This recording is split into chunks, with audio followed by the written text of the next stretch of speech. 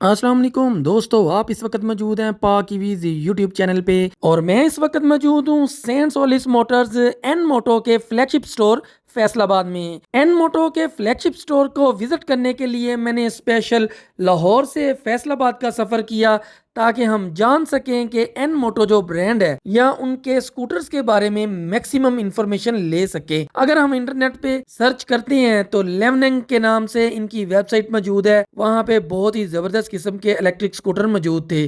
तो स्पेशल मैंने लाहौर से फैसलाबाद तक का सफ़र किया ताकि वहाँ पे जाके देख सकूं कि एन मोटो पाकिस्तान के अंदर कौन कौन से इलेक्ट्रिक स्कूटर मुतारफ करवा रहा है। एन मोटो ने पाकिस्तान के अंदर ना सिर्फ लेड एसिड बेस्ड ग्राफिन्स के इलेक्ट्रिक स्कूटर मुतारफ करवाए हैं बल्कि लिथियम के अंदर भी 4 मॉडल्स एन मोटो की जानिब से पाकिस्तान के अंदर मुतारफ करवाए जा चुके हैं। तो आज की वीडियो के अंदर हम लेड एसिड बेस्ड ग्राफिन के अंदर टॉप ऑफ द लाइन जो मॉडल है फेंग ची, उसका हम रिव्यू करेंगे और जानने की कोशिश करेंगे कि उसके अंदर क्या क्या फीचर्स और क्या क्या फंक्शंस मौजूद हैं। सेंट सोलिस एन मोटो बहुत जल्द लाहौर के अंदर भी अपना फ्लैगशिप स्टोर ओपन करने वाले हैं। प्राइस टैग की बात करें तो फेंग ची मॉडल 3,05,000 रुपए में हमें मिलने वाला है।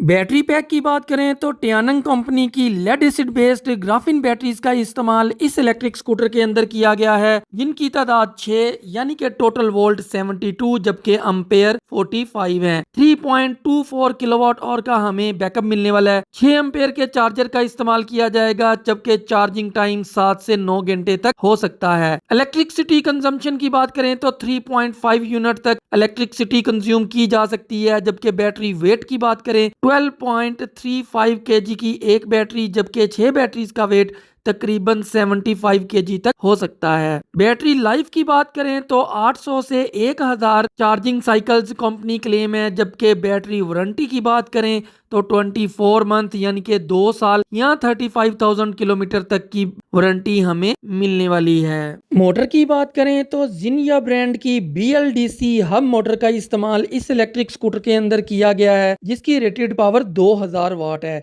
जबकि मोटर की वारंटी भी हमें 24 मंथ की मिलने वाली है। टॉप स्पीड की बात करें तो 70 किलोमीटर पर आवर की हमें टॉप स्पीड इस इलेक्ट्रिक स्कूटर में मिलने वाली है, जबकि मैक्सिमम रेंज की बात करें तो 125 किलोमीटर तक की हमें रेंज मिलने वाली है। मजीद मालूमात के लिए आप kiwis.com विजिट कर सकते हैं। और अब हम इस इलेक्ट्रिक स्कूटर का एक्सरे रिव्यू शुरू करते हैं। तो हम इसकी की से स्टार्ट करते हैं। इस इलेक्ट्रिक स्कूटर के साथ हमें 2 कीज़ मिलने वाली हैं और 2 रिमोट मिलने वाले हैं। रिमोट के ऊपर रैपिंग मौजूद है। इसके ऊपर 4 किस्म के बटन हैं। अनलॉक का बटन है, लॉक का बटन है, इसी तरह फ्लैश का बटन है यानी कि डबल प्रेस करेंगे तो स्कूटर ऑन हो जाएगा, और एक सर्च का बटन है यानी कि आपका स्कूटर इन केस किसी जगह पे पार्किंग में खड़ा है तो आप सर्च के बटन के साथ उसे फाइंड कर सकते हैं। जबकि की के फंक्शन वही हैं जो कि आमतौर पर हमें मिलते हैं। अगर मैं इसको की को एंटर करके राइट साइड पे मूव करता हूं तो ये इलेक्ट्रिक स्कूटर ऑन हो जाता है, और इसे अगर इसी पोजीशन पे मैं लेफ़्ट साइड पे मूव करता हूं तो इसकी अंडर सीट स्टोरेज जो है वो ओपन हो जाती है, और मैं अगर हैंडल की पोजीशन को लेफ़्ट रख के इसको पुश करके लेफ़्ट मूव करता हूं तो इसका हैंडल जो है वो लॉक हो जाता है। इसी तरह अगर मैं यहाँ पे डबल प्रेस करता हूँ फ्लैश के बटन को तो काफ़ी ज़्यादा यहाँ पे बेल के साथ ये इलेक्ट्रिक स्कूटर ऑन हो जाता है। अनलॉक के बटन को ऊपर प्रेस करता हूँ तो ये ऑफ हो जाता है, और यहाँ पे सेंट्रल लॉकिंग का बटन अगर मैं प्रेस करके यहाँ पे इसे थोड़ा मूव करता हूँ तो आपने देखा कि ये काफ़ी ज़्यादा यहाँ पे बेल करना शुरू कर देती है। इसी तरह सर्च के बटन को मैं प्रेस करता हूँ।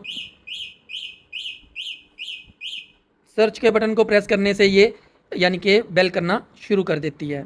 हैंड ग्रिप की बात करें तो यहाँ पे हमें इसके ऊपर टेक्सचर मिलने वाला है जो कि हमारी हैंड ग्रिप को यानी कि थ्रोटल के ऊपर हैंड ग्रिप को काफ़ी ज़्यादा मजबूत कर सकता है। इसी तरह बटन की बात करें तो सबसे पहले हमें जो यहाँ पे हैंड ग्रिप के बिल्कुल साथ ही बटन मिलने वाला है ये मोड का बटन है, यानी कि इसको अगर मैं प्रेस करता हूँ तो आप देख रहे हैं कि यहाँ पे इसके जो मोड है 1 2 3 वो चलने वाले हैं। उसके अलावा यहाँ पे हेडलाइट का बटन है, यानी कि हेडलाइट के बटन को अगर मैं यहाँ से 0 से 1 की पोजीशन के ऊपर लेके जाता हूँ तो इसके DRL जो है फ्रंट साइड पे पूरी एक हॉरिजेंटल बार है यहाँ पे वो चलना शुरू हो जाते हैं। और जैसे ही मैं इस बटन को 2 पोजीशन के ऊपर लेके जाता हूँ तो इसके अंदर मौजूद 3 प्रोजेक्शन लेंस का जो सेंटर वाला लेंस है यानी कि जो इसकी लो बीम है वो यहाँ पे चलना शुरू हो जाती है। और जैसे ही मैं लेफ्ट साइड पे मौजूद हाई बीम के बटन को ऊपर की तरफ पुश करता हूँ यहाँ पे तो 3 प्रोजेक्शन लेंस के जो तीनों लेंस है वो तीनों के तीनों ही चलना शुरू कर देते हैं, यानी कि हाई बीम और low beam at a time चलना शुरू कर देती हैं। हेडलाइट के बटन के नीचे हमें यहाँ पे पार्किंग का बटन मिलने वाला है, यानी कि आप पार्किंग का बटन जो है उसे प्रेस करके अपने इलेक्ट्रिक स्कूटर को न्यूट्रल कर सकते हैं। ये बहुत ज़रूरी है। सेफ्टी के एंगल से देखें तो ये बटन होना हर इलेक्ट्रिक स्कूटर में बहुत ज़रूरी है, ताकि आप जैसे किसी जगह पे खड़े हों फ़ौरन अपने इलेक्ट्रिक स्कूटर को पार्किंग का बटन प्रेस करके पार्किंग मोड में ले जाएं और न्यूट्रल कर लें। इसी तरह अगर मैं लेफ़्ट साइड पे आता हूं तो हमें यहाँ पे बड़ा ही ज़बरदस्त किस्म का इंडिकेटर का बटन मिलने वाला है, यानी कि यहाँ पे अगर मैं इसे राइट साइड पे मूव करता हूँ तो राइट इंडिकेटर चलना शुरू हो जाते हैं। लेकिन आपने देखा कि यहाँ पे हैज़र्ड का बटन भी इंडिकेशन मौजूद है यहाँ पे। तो अगर मैं इसी पोजीशन पे इसको लेफ़्ट भी मूव कर देता हूँ तो आप देख रहे हैं कि राइट और लेफ़्ट दोनों इंडिकेटर चलना शुरू कर देते हैं, यानी कि एक ही बटन के अंदर दो फंक्शन यहाँ पे मौजूद हैं। और जैसे ही मैं इस बटन को सेंटर से प्रेस करूँगा तो इसकी जो इंडिकेशन है वो ख़त्म हो जाएगी। अगर मैंने सिंगल राइट साइड पे मूव करना है, राइट साइड पे मूव करेंगे इसको इंडिकेशन के लिए, और इसको सेंटर से प्रेस करके यानी कि ख़त्म इंडिकेशन ख़त्म कर सकते हैं। लेकिन अगर मैं राइट और लेफ़्ट मूव कर देता हूं तो यहाँ पे हैज़र्ड की इंडिकेशन जो है वो चलना शुरू कर देती है। इसी तरह इससे नीचे हमें बेल का बटन मिलता है, एक बहुत ही मुनासिब किस्म की बेल हमें यहाँ पे मिलने वाली है। इसी तरह यहाँ पे हैंड ग्रिप के ऊपर आप देख रहे हैं कि यहाँ पे रिवर्स और ड्राइव ये बटन भी मिलने वाला है। अगर मैं इसको ड्राइव यानी कि डी मोड पे रखता हूँ और इसको मैं चलाता हूँ तो ये फ्रंट साइड पे मूव करने वाला है। लेकिन अगर मैं यहाँ पे इसको आर की तरफ प्रेस कर देता हूँ तो ये फिर रिवर्स यानी कि बैक साइड पे मूव करना शुरू कर देता है। अभी मैंने फुल थ्रोटल को यहाँ पे किया है, फिर भी ये 5 की स्पीड के ऊपर बैक साइड पे मूव कर रहा है।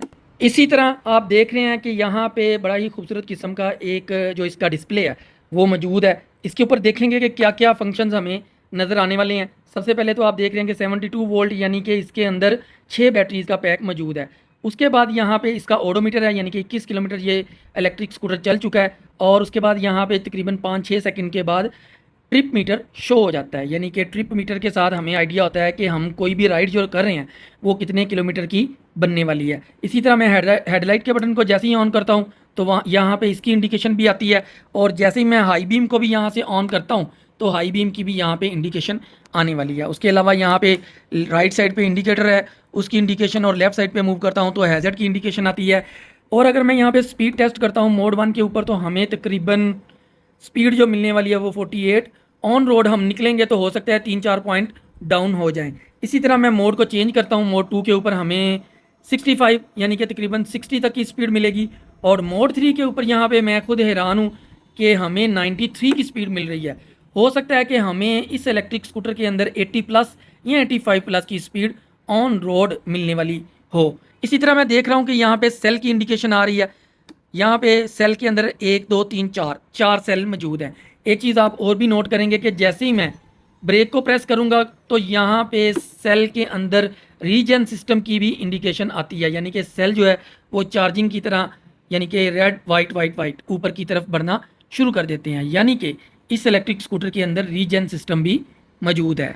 डिस्प्ले से अगर हम नीचे आते हैं तो हमें यहाँ पे पॉकेट मिलने वाली है, और पॉकेट के अंदर आप देख रहे हैं कि यहाँ पे हमें USB पोर्ट भी मिलने वाली है। USB पोर्ट ये जो होती है इलेक्ट्रिक स्कूटर के अंदर ये यानी कि नॉर्मल होती है, बहुत ज़्यादा फास्ट नहीं होती। ऑन दी गो हम अपने मोबाइल को थोड़ा बहुत चार्ज कर सकते हैं। इसी तरह जो पॉकेट है उसको हम अगर देखते हैं तो इसकी गहराई का अंदाज़ा थोड़ा करने की कोशिश करते हैं। यहाँ पे इसकी गहराई जो है वो तकरीबन 6 इंच पूरी यहाँ पे मुझे नज़र आ रही है, और इसका जो कॉर्नर है वो अंदर की तरफ थोड़ा सा बेंड है। इन केस हम कोई मोबाइल वगैरह इसके अंदर रखते हैं तो वो थोड़ा सा कॉर्नर पे आके थोड़ा स्टक हो जाएगा, और उम्मीद है कि वो बाहर की तरफ किसी भी स्पीड ब्रेकर या जंप वगैरह पे नहीं गिरेगा। हुक की बात करें तो यहाँ पे जो हमें हुक मिलने वाली है वो बहुत ही ज़्यादा सॉलिड है, और 10 से 15 kg तक का वेट इसके ऊपर बहुत ही आसानी के साथ हैंग किया जा सकता है, क्योंकि इसको फ्रंट साइड से यानी कि एक पेज की मदद से यहाँ पे टाइट किया गया। आमतौर पे हमने देखा है कि हमें रोटेटेबल या हाइडेबल यहाँ पे हुक्स मिलती हैं जो थोड़ी सी सॉफ्ट होती हैं, लेकिन ये हुक जो हमें नज़र आने वाली है ये काफ़ी ज़्यादा यहाँ पे सॉलिड किस्म की नज़र आ रही है। यहाँ पे एक चीज़ मैं नोट कर रहा हूँ कि यहाँ पे जो लीवर्स का इस्तेमाल किया गया है वो बहुत ही ज़्यादा हटके हैं। आमतौर पे हमें ब्लैक कलर के साथ यहाँ पे मिलती हैं, लेकिन इसके ऊपर मैं देख रहा हूँ कि इसका कलर का डिज़ाइन जो है और ये एलुमिनियम टाइप यहाँ पे फील हो रहा है, और काफ़ी ज़्यादा सॉलिड किस्म का यहाँ पे लग रहा है। आमतौर पे हमें इस तरह के, या मैंने कभी भी इससे पहले इस तरह के जो लीवर हैं यानी कि ब्रेक लीवर जो हैं वो नहीं देखे। यहाँ पे हम इसका बैटरी पैक भी एक दफ़ा खोल के चेक कर लेते हैं। अगर मैं इसकी सीट को यहाँ से ओपन कर लूँ तो यहाँ पे बड़ी ही वाज़ेह तौर पे बैटरी पैक जो है इसका नज़र आ रहा है। 4 बैटरीज़ जो हैं वो इसकी फुट प्लेट के नीचे हैं, यानी कि 2 यहाँ पे, 2 बिल्कुल इसके नीचे नज़र आ रही हैं और 2 यहाँ पे ऊपर वाली साइड पे नज़र आ रही हैं। टोटल जो बैटरीज़ का वेट है वो तकरीबन 75 टू 80 केजी के करीब यहाँ पे बनता है। टियानंग ब्रांड की जो ब्रांडिंग है, यहाँ पे मैं क्लोज़ लुक में आपको बताऊँ तो ये जो चाइनीज़ लिखी है, इसके ऊपर मैं कोशिश करूंगा यहाँ पे आपको इसकी ट्रांसलेशन भी दिखाऊं कि टियानंग इसके ऊपर लिखा हुआ है। आमतौर पे हमने देखा है कि हमें चिल्वी ब्रांड की बैटरीज पाकिस्तानी मार्केट के अंदर मिल रही हैं, लेकिन एक और कंपनी बड़ी ही फेमस है जो कि चाइना के अंदर टियानंग के नाम से, उसकी बैटरीज इस इलेक्ट्रिक स्कूटर के अंदर मौजूद हैं। एक और चीज़ आप देख रहे हैं कि ये जो इन्होंने लगाए हैं यहाँ पे पेज, उनके ऊपर कैप्स भी दी हैं ताकि इन केस कोई पानी वगैरह यहाँ पे चला जाता है या क्या कोई भी ऐसी सूरत हाल बनती है तो इसकी जो प्रोटेक्शन है वो मैक्सिमम हो सके। इसी तरह यहाँ पे अगर साइड स्टैंड की बात करते हैं तो ये भी थोड़ा हटके है और एल्युमिनियम टाइप यहाँ पे लग रहा है, मेटल का नहीं है। काफ़ी ज़्यादा सॉलिड फील हो रहा है, लेकिन इसके अंदर साइड स्टैंड सेंसर मौजूद नहीं है। डबल स्टैंड की बात करें तो हमें यहाँ पे काफ़ी ज़्यादा सॉलिड किस्म का डबल स्टैंड मिलने वाला है और आप देख रहे हैं कि यहाँ पे एक रबड़ भी मौजूद है, यानी कि जब हम डबल स्टैंड से इसे उतारते हैं नीचे तो ये जो पार्ट है ये जाके बॉडी के साथ टच होता है। तो अगर ये मौजूद ना हो तो काफ़ी ज़्यादा बुरी किस्म की आवाज़ आती है, लेकिन इसकी मौजूदगी में ऐसी आवाज़ नहीं आने वाली। यहाँ पे साइड कवर भी मौजूद है और ये थोड़ा सा सॉफ्ट है। इन केस आपको यानी कि कोई चीज़ आके हिट करती है साइड से तो उम्मीद है कि ये अंदर की जानिब बेंड कर जाएगा और टूटने से बच जाएगा, लेकिन इन केस अगर कोई चीज़ बहुत ज़्यादा ज़ोर से आके लगती है इस इलेक्ट्रिक स्कूटर के साथ तो यकीनी तौर पे ये ब्रेक हो सकता है। मोटर हमें यहाँ पे नज़र आ रही है। कंपनी क्लेम ये है कि जिनया कंपनी की इसके अंदर जो मोटर है उसका इस्तेमाल किया गया है। और एक और चीज़ जो मैं नोट कर रहा हूँ, यहाँ पे ये जो सिल्वर कलर का डिज़ाइन है इसके अंदर मौजूद, ये इसका हीट सिंक है, यानी कि आप इसको बहुत ज़्यादा भी अगर चलाते हैं तो हीट सिंक के तौर पे ये जो चीज़ है यहाँ पे मौजूद है जो इसको बहुत ज़्यादा ओवर हीट नहीं होने देगी। जो शॉक्स हमें यहाँ पे नज़र आ रहे हैं वो मैं देख रहा हूँ कि एडजस्टेबल है। मैं आपको भी कैमरे के अंदर दिखाना चाहूँगा कि इनको हम मूव कर सकते हैं, इसकी पोजीशन को सॉफ्ट या हार्ड की तरफ मूव कर सकते हैं। टायर्स की बात करें तो कंपस कंपनी के टायर्स का इस्तेमाल इस इलेक्ट्रिक स्कूटर के अंदर किया गया है। यहाँ पे हम देखते हैं कि इसके ऊपर क्या क्या यानी कि वर्डिंग मौजूद है, रोटेशन है। उसके अलावा यहाँ पे इसके साइज़ को भी हम देख लेते हैं, 90/90 यानी कि 90/90-12 के टायर्स का इस्तेमाल इस इलेक्ट्रिक स्कूटर के अंदर किया गया है। और यहाँ पे वर्डिंग के अंदर इसके हम PSI देख लेते हैं, 36 PSI का एयर जो प्रेशर है वो हम इसके अंदर रखेंगे। इसी तरह इसकी थिकनेस की बात करें तो हमें यहाँ पे जो ट्यूबलेस टायर मिलने वाले हैं तो ये हमें 4 प्लाई के टायर यहाँ पे मिलने वाले हैं। यहाँ पे 4PR यहाँ पे मौजूद है, जिसका मतलब ये है कि ये 4 प्लाई के टायर यहाँ पे मौजूद है। इसी तरह 36 PSI जैसा कि मैंने पहले बताया, इसके अंदर हम एयर प्रेशर रखेंगे। फ्रंट साइड पे भी सेम वही टायर्स का इस्तेमाल किया गया है जो कि रियर साइड पे है, 90/90-12 और इसी तरह 4 प्लाई के टायर्स का इस्तेमाल फ्रंट साइड पे भी मौजूद है। फ्रंट साइड पे आप देख रहे हैं कि यहाँ पे जो अलॉय रिम है वो काफ़ी ज़्यादा सॉलिड आपको नज़र आ रहा है, क्योंकि यहाँ पे देख रहे हैं आप 1 2 3 4 5 6 7 8 9 10 तकरीबन 10 किस्म के, यानी कि इसका जो फ्रेम है उसका डिज़ाइन जो है वो 10 जगह से रिम के साथ अटैच है। अलॉय रिम जो है वो बहुत ही ज़्यादा सॉलिड किस्म के यहाँ पे नज़र आ रहे हैं। इसी तरह मैं अगर डिस्क ब्रेक की बात करूँ तो फ्रंट साइड पे जो डिस्क ब्रेक है वो भी हमें काफ़ी ज़्यादा सॉलिड यहाँ पे नज़र आ रही है। इसी तरह रियर साइड पे भी हम देखते हैं तो हमें यहाँ पे डिस्क ब्रेक मिलने वाली है। और ब्रेक जो है वो डिस्क ब्रेक जो है वो ड्रम ब्रेक के मुकाबले पे अगर देखा जाए तो बहुत ही ज़्यादा इसकी इफेक्टिविटी होती है ऑन रोड, यानी कि ऑन ग्राउंड जब हम इसको चलाते हैं और इसका यूज़ करते हैं तो हमें काफ़ी ज़्यादा कंफर्ट फील होती है। टेल लाइट की बात करें तो यहाँ पे हमें बड़ी ही खूबसूरत किस्म की 3 लाइट्स नज़र आने वाली हैं। जैसा कि फ्रंट साइड पे हमने देखा कि हमें 3 प्रोजेक्शन लेंस मिलने वाला है, इसी तरह रियर साइड पे हमें 3 लाइट्स के साथ यहाँ पे इसकी टेल लाइट मिलने वाली है। बहुत ही ज़्यादा खूबसूरत है। जैसे ही हम हेडलाइट को ऑन करते हैं तो ये भी उसके साथ ही ऑन हो जाती है, और जैसे ही हम ब्रेक को यहाँ पे प्रेस करते हैं तो इसका ग्लो जो है वो काफ़ी ज़्यादा होने वाला है। इसी तरह जब इंडिकेटर्स का इस्तेमाल हम करते हैं यहाँ पे तो उसकी जो लाइटें हैं वो कुछ इस तरह की, यानी कि बिल्कुल ब्रेक टेल लाइट के साथ नज़र आने वाली हैं लेफ़्ट साइड पे और राइट साइड पे। इसी तरह यहाँ पे हमें जो इसकी नंबर प्लेट लाइट है वो आप देख रहे हैं कि यहाँ पे हेलोजन लाइट का इस्तेमाल किया गया, जो कि इसकी नंबर प्लेट के ऊपर थ्रो करेगा।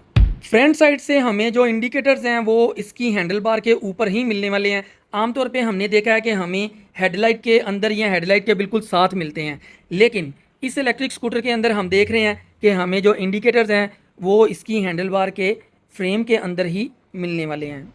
अक्सर दोस्त पूछते हैं कि हमने फैमिली स्कूटर लेना है और क्या हम 2-3 लोग उसके ऊपर बैठ सकते हैं या नहीं, लेकिन अक्सर औक़ात मेरा जवाब ये होता है कि हम 2 लोगों से ज़्यादा इसके ऊपर नहीं बैठ सकते। लेकिन इस इलेक्ट्रिक स्कूटर के अंदर मैं फ़ील कर रहा हूँ कि इसकी जो लेंथ है इसकी सीट की वो काफ़ी ज़्यादा, यानी कि तकरीबन 30 इंच तक भी इसको कह सकते हैं, 29 से 30 इंच, ये थोड़ा सा गैप भी यहाँ पे मौजूद है। तो 30 इंच के ऊपर आप 3 लोग बआसानी इसके ऊपर बैठ सकते हैं। दूसरी चीज़ मैं यहाँ पे नोट कर रहा हूँ कि बैकन ब्रांड जो है एन मोटो, उसकी यहाँ पे ब्रांडिंग भी मौजूद है और आप देख रहे हैं कि सीट की जो सॉफ्टनेस है वो कितनी ज़्यादा है। यहाँ पे इसकी शेप है, ये यहाँ पे यानी कि इसकी शेप यहाँ तक बनती है पहली, और दूसरी शेप जो है वो इसके रियर साइड पे बनने वाली है पिलियन राइडर के लिए। तो काफ़ी ज़्यादा लंबी इसकी लेंथ है। 3 जो लोग हैं स्लिम किस्म के वो इसके ऊपर बआसानी बैठ सकते हैं। फुट प्लेट की बात करें तो हमें यहाँ पे इसकी मेजरमेंट जो मिलने वाली है वो देख लेते हैं, तकरीबन 15 से 16 इंच के दरमियान 15.5 इंच मिलने वाली है। जबकि फ्रंट टू बैक करें तो हमें तकरीबन 14 इंच सेंटर से, और अगर उसको साइड से हम थोड़ी पैमाइश करें तो हमें तकरीबन 16-17 इंच के करीब यहाँ पे इसकी लेंथ जो है वो मिलने वाली है। ये लेंथ बहुत ज़रूरी है। एक तो आपने यहाँ पे पाँव एडजस्ट करते हैं, दूसरी चीज़ ये है कि आप पानी की बोतल जो कि 19 लीटर की आमतौर पे घरों में मौजूद होती है, या सिलेंडर या बच्चों के बैग वगैरह स्कूल के बआसानी इस जगह पे रख के ले जा सकते हैं। फुट रेस्ट की बात करें तो हमें यहाँ पे शेप मिलने वाली है, यानी कि प्रॉपर एक अलग किस्म का फुट रेस्ट नहीं मिलेगा। इसके ऊपर हम अपने यानी कि जो पिलियन राइडर है वो इस जगह पे अपने पाँव को एडजस्ट करेगा। उसके साथ आप देख रहे हैं कि हमें यहाँ पे एक फुट मैट भी इसके साथ कंपलसरी मिलने वाला है, यानी कि आमतौर पे हमें कई इलेक्ट्रिक स्कूटर के अंदर मैंने नोट किया है कि ये फुट मैट नहीं होता, तो यहाँ पे डस्ट वगैरह काफ़ी ज़्यादा हो जाती है, जिसकी वजह से जो स्कूटर है इलेक्ट्रिक स्कूटर वो बहुत बड़ा ही बुरा फील होता है। लेकिन अगर फुट मैट मौजूद हो तो आप इसको बआसानी यहाँ से रिमूव करके इसको वॉश कर सकते हैं, और वॉश करने के बाद आप इसको इस जगह पे एडजस्ट कर सकते हैं। हैंड रेल यहाँ पे हमें बड़ी ही प्रीमियम क्वालिटी के अंदर मिलने वाली है। आप देख रहे हैं वीडियो के अंदर भी नज़र आ रही है, और मैं भी इसको फील कर रहा हूँ, काफ़ी ज़्यादा सॉलिड और काफ़ी ज़्यादा फिनिश लुक के साथ मौजूद है। इसी तरह आप यहाँ पे जो इसकी बैक रेस्ट है, इसको ये 2 जो पेच यहाँ पे मौजूद हैं, या इनको आप यानी कि रिमूव करके इसको उतार भी सकते हैं। एक चीज़ जो मैं यहाँ पे नोट कर रहा हूँ, आप देखेंगे कि यहाँ पे जो इसकी ग्रिप है, हैंड ग्रिप जो हैंड रेल के ऊपर आने वाली है, यहाँ पे वो काफ़ी यानी कि स्मूथ है और यहाँ से ओपन है, यानी कि इस पूरे पोर्शन को इन्होंने काफ़ी ज़्यादा यहाँ से राउंड शेप के अंदर किया है, ताकि आपकी जो हैंड ग्रिप है वो काफ़ी बेहतर बन सके।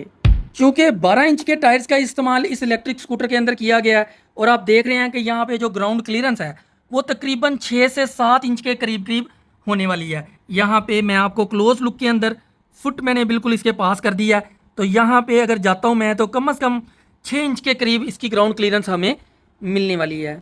चार्जर की बात कर लेते हैं तो यहाँ पे हमें इलेक्ट्रिक बाइक चार्जर ऊपर लिखा हुआ है, जबकि इसके अम्पेयर यहाँ पे 6 अम्पेयर का चार्जर है। आप देख रहे हैं कि यहाँ पे मेंशन है कि 6 अम्पेयर का चार्जर है, और ज्यूरी कंपनी जो कि काफ़ी फेमस है, हम काफ़ी अरसे से इसको देख रहे हैं पाकिस्तानी मार्केट के अंदर काफ़ी इलेक्ट्रिक स्कूटर के साथ ज्यूरी कंपनी का चार्जर मौजूद है। इसकी जो वायर है इसकी लेंथ इस साइड से 35 इंचज़ है, यानी कि मैंने इसकी पैमाइश की है, और आप देख रहे हैं कि इसका जो प्लग है वो बिल्कुल सिंपल है, जैसा कि हमारे कंप्यूटर का होता है आमतौर पे पावर केबल का। हम इसको किसी भी लाइट प्लग के अंदर लगा के अपने इलेक्ट्रिक स्कूटर को चार्ज कर सकते हैं। इसी तरह दूसरी तरफ जो वायर है उसकी लेंथ 40 इंचज़ है, और इसका स्टाइल जो है वो आप देख लें कि इस तरह का स्टाइल इसकी सॉकेट का होने वाला है। इसकी सॉकेट कहाँ पे मौजूद है चार्जिंग के लिए? बिल्कुल इसकी सीट के नीचे या फ्रंट साइड पे आप इसको यहाँ पे लगा के चार्ज कर सकते हैं। इसको थोड़ा सा ऊपर को करें और इसके अंदर आप लगा सकते हैं। ऊपर इसके ये कवर मौजूद है, इन केस आप पानी में या बारिश वगैरह में चलाते हैं तो इसके अंदर पानी इस कवर की वजह से नहीं जाएगा। साइड मिरर्स की बात करें तो सबसे पहले इसका गैप जो है वो 21 इंच या तकरीबन 21 से 22 इंच के करीब है। दूसरी चीज़ है कि यहाँ पे काफ़ी ज़्यादा इसकी जो फिनिश लुक है वो मौजूद है, और यहाँ पे इसके नट के ऊपर कैप भी मौजूद है। आप नोट करेंगे इलेक्ट्रिक स्कूटर परचेज़ करते वक्त कि अक्सर इलेक्ट्रिक स्कूटर के अंदर ये कैप मौजूद नहीं होती, जिसकी वजह से हमें यहाँ से थोड़ा सा यानी कि बैड फील होता है, हम कहते हैं कि यार ये फिनिश लुक में बहुत ज़्यादा अच्छा नहीं है। लेकिन आप देखेंगे कि इस इलेक्ट्रिक स्कूटर के अंदर एक तो इसकी फिनिश लुक काफ़ी ज़्यादा है और दूसरा इसके ऊपर कैप भी मौजूद है। एक चीज़ और मैंने नोट की है कि आप इसको काफ़ी ज़्यादा मूव कर सकते हैं। आप देख रहे हैं कि मैंने इसे तकरीबन 180 के एंगल के ऊपर पूरे का पूरा मूव कर दिया है और बड़ी ही आसानी के साथ ये मूव हो जाता है। इसी तरह आप किसी भी एंगल के ऊपर अगर आप इसको फिक्स कर देते हैं तो आप देखेंगे कि आपको जो रियर साइड का व्यू है वो बहुत ज़्यादा अच्छा आने वाला है। तो ये था सैंसोलिस एन मोटो फेंगची इलेक्ट्रिक स्कूटर का एक्स रे रिव्यू। कोशिश किया कि आपको हम एक एक चीज़ इसकी दिखाएं और इसके ऊपर यानी कि ज़्यादा से ज़्यादा फोकस करें ताकि आपको इसको परचेज़ करने से पहले इसके बारे में मुकम्मल इन्फॉर्मेशन हो। तो अगर वीडियो पसंद आए तो वीडियो को लाइक और चैनल को सब्सक्राइब ज़रूर कीजिएगा।